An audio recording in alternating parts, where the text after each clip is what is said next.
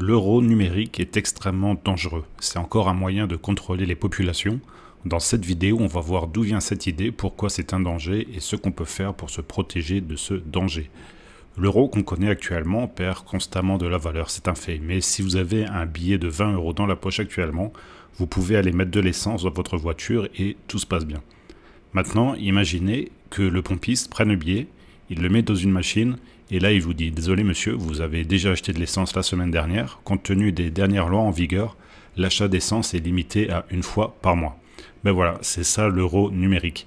La possibilité que se donne l'Europe ou l'État français de contrôler toutes vos dépenses et donc toute votre vie. On peut imaginer la même chose avec les voyages en avion, qu'il ne serait plus possible d'acheter un billet d'avion si on a dépassé notre bilan carbone du mois, du trimestre ou de l'année. Au restaurant, qu'on vous refuse de vous vendre un steak de bœuf car vous en avez déjà mangé un le mois dernier et que ce n'est pas très écologiquement responsable, ou qu'il ne soit pas possible d'acheter des cigarettes ou de l'alcool car contraire à des politiques de santé publique. Et on pourrait continuer comme ça longtemps avec plein d'exemples. Vous pourriez dépasser votre quota d'achat socialement et écologiquement responsable. Vous l'avez compris, voici les dangers de l'euro numérique. Malheureusement, l'Europe n'est pas la seule à y réfléchir. Même aux États-Unis, la Banque centrale y pense. Quoi de mieux que de pouvoir contrôler les dépenses des gens pour encore plus contrôler leur vie? Dans cet article de BFM TV, vous pouvez voir que la Banque centrale européenne enclenchera début novembre une phase d'expérimentation pour lancer un euro numérique d'ici 4 ou 5 ans. Donc c'est vraiment quelque chose qui est dans les tiroirs à la BCE et c'est vraiment quelque chose qu'ils veulent faire. Ils vont faire des expérimentations pour voir si ça marche et pour pouvoir trouver des sociétés qui pourraient les aider à mettre en place tout cela. Regardez par exemple ce graphique. On voit quand ça va de 2016 à 2022 et c'est un graphique qui vous montre l'utilisation de l'espèce. Vous voyez qu'en 2016, ça représentait plus de 60% des moyens de paiement et en 2022, on était déjà arrivé à 45%. Là, en 2024, on doit être à, je pense, à 40% de paiement en espèces. Alors c'est encore beaucoup, mais vous pouvez voir que ça diminue chaque année. Cet article est plutôt bien fait. C'est sur le site Le Grand Continent, le risque démocratique de l'euro numérique par Hubert de Voplan. On va aller directement ici. La monnaie numérique est traçable en ce sens qu'il est possible de connaître l'histoire de toutes les transactions effectuées via une monnaie numérique. Ainsi, rien n'est perdu, tout est inscrit dans un registre contrôlé par la Banque centrale qui peut ainsi remonter l'ensemble des transactions liées à une unité de monnaie économique.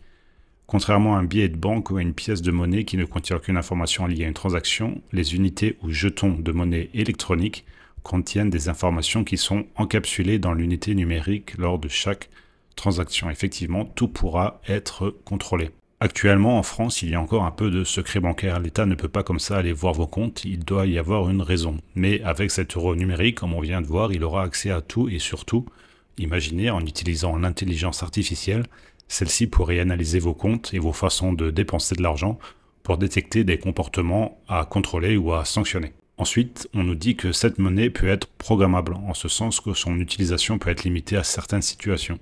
Ça, c'est ce qu'on avait dit au tout début de la vidéo. Ainsi, par exemple, les paiements relatifs à des aides ou des allocations en monnaie numérique pourraient être limités uniquement à l'objet de la subvention.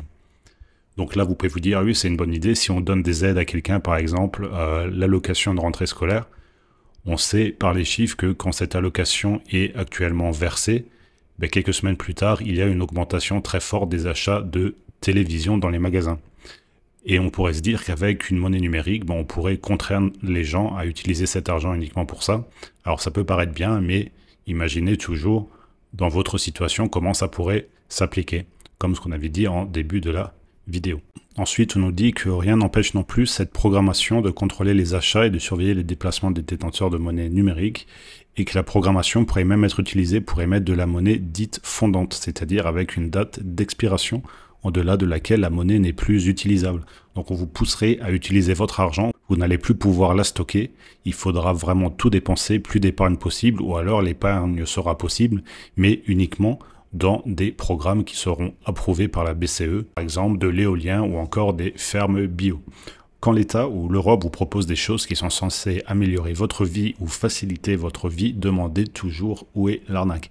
Pour l'euro numérique, on va vous dire qu'on veut être sûr que le citoyen a un comportement économique vertueux au service de la croissance et du développement durable, mais au final, est-ce vraiment ce qu'ils veulent? Non, ils veulent juste pouvoir encore plus vous contrôler. Comment se protéger contre tout ça? Mais avant ça, dites-moi ce que vous en pensez dans les commentaires. Dans un premier temps, renseignez-vous comme vous le faites en regardant cette vidéo. Bravo, continuez de vous éduquer sur le sujet et parlez-en autour de vous.